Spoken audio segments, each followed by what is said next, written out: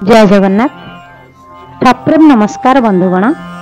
यही अखिल विश्व ब्रह्मांड रे थिबा प्रत्येक जीव यथा पुंपुड़ी ठारू आरंभ करी हाथी तथा मनीष पर्यंत समस्त को भगवान लालन पालन करुछंती।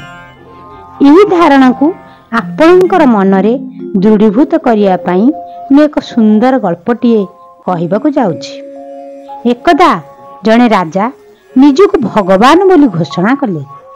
ताहा शुणी जड़े सन्यासी आसी राजा को पचारिले, आपणक राज्य रे केते काऊ, केते कुकुर, केते बुढ़ियाणी और बिलुआ अछंती, आपण कहि परिबे कि?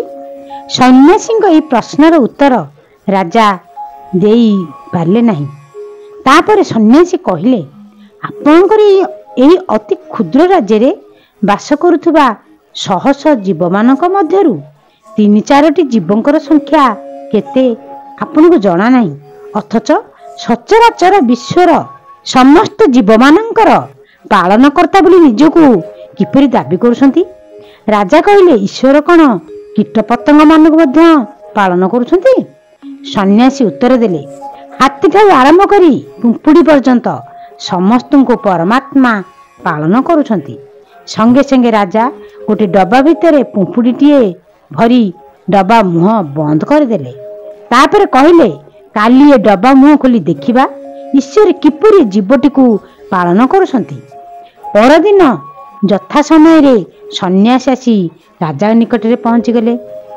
सन्यासी पहुंचा परे राजा डब्बा मुह खोली देई किछि समय पई निर्वाक होई बसी पड़िले। कारण डब्बा भितर पुंपुड़ीटी एक चाउल दाना मुहर धरी आनंद चुचुमुथिला। राजा जेतेबेले डब्बा मुह बंद कले सेतेबेले तांको मुंडर गोटे चाउल दाना डब्बा भितर को गली पड़िथिला। सेही दिन ठारू राजा निज निष्पत्ति बदलाई निजको ईश्वरंकर दास बोली घोषणा कले। तेणु बंधुगण, ईश्वरंक सत्ता ए सृष्टिर कोण अनुकोण रे परिव्याप्त। ईश्वर सर्वशक्तिमान, सर्वज्ञ, सर्वनियंता और सर्वत्र विद्यमान। तेणु भक्तकवि मधुसूदन दास उदात कंठे गाई उठिले, जहा मु करई, जहा मु कहई, जहा मु चिंतई मने,